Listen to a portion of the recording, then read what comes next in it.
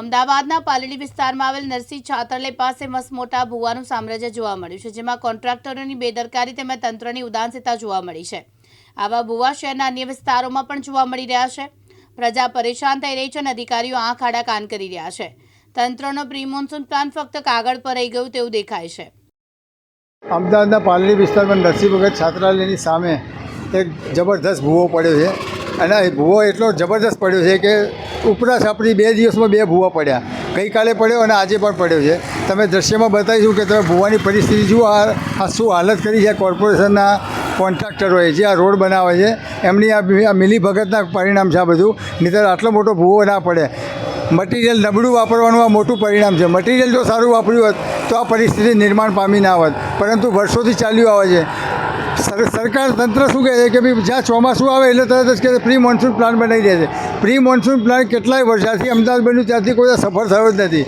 શીખર આ લોકો શું પ્લાનિંગ કરીને નીકળે છે અને શું બનાવે છે અને જનતાને ગુમરાહ કરે છે. આવો તમને બીજો બી એક ભૂવો બતાવીશ અને તમે જોશો કે એ બી કેટલી બેદરકારી છે તંત્રની, એ પણ તમે જોઈ શકશો. આની અંદર તમે જુઓ કે આ ભૂવો કેવો પાડ્યો છે આ લોકોએ અને આ કેટલી પરિસ્થિતિ ભયાનક છે તમે જુઓ.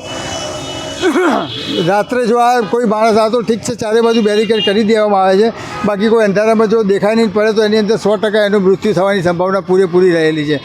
તંત્રએ તો અહીંયા બેરિકેડ મૂકી દીધા એટલે લોકોને કહી દીધું કે ભાઈ તમે હેરાન થાઓ, રોડ રસ્તો ટૂંકો થઈ ગયો, હવે આ ક્યારે રિપેર કરે છે એ જોવાનું છે, કારણ કે હવે ચોમાસું ચાલુ થઈ ગયું છે. હવે આ ક્યારે રિપેર થશે, વરસાદ પડશે તો આ રિપેર નહીં થાય અને વરસાદ ચાલુ રહેવાનો છે. હજુ 4-5 દિવસની આગાહી છે એટલે તંત્ર આરામ કર ફરમાવશે અને પછી નજારો જોશે.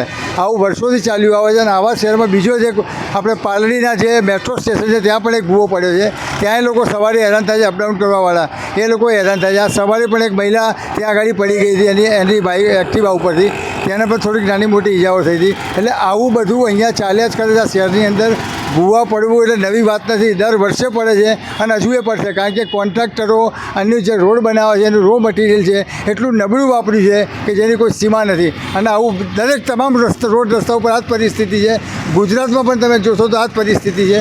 જ્યાં જુઓ ત્યાં ખાડાનું સામ્રાજ્ય છે. હવે જોવાનું રહેશે કે તંત્ર આમાં શું સંજ્ઞાન લેશે અને કેવી રીતે આને નિરાકરણનો હલ કેવી રીતે લાવે છે અને ક્યારે લાવે છે, સૌથી મોટો અગત્યનો પ્રશ્ન છે.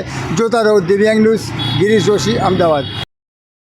ગિરીશ જોશી, દિવ્યાંગ ન્યૂઝ, અમદાવાદ.